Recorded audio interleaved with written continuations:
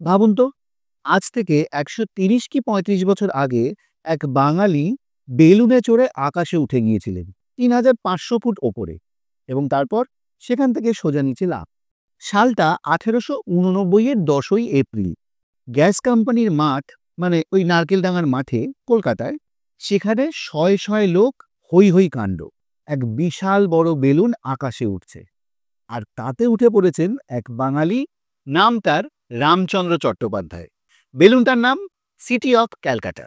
আর সেই দিনই তিনি হয়ে যান প্রথম বাঙালি অ্যারোনট। তারপর ঠিক ১ বছর পর ১৮৯০ সাল, এইবারে তিনি আর শুধু ওপরেই উঠলেন না, ৩,৫০০ ফুট ওপর থেকে সোজা প্যারাশুটে করে নিচে লাফ দিলেন।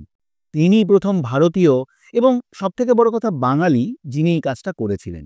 এরকম আরও বিভিন্ন বিষয়ের ওপর এবং বিভিন্ন জায়গার ইতিহাস জানতে please subscribe our YouTube channel history Avenue and follow our Instagram and Facebook page History Avenue. Thank you.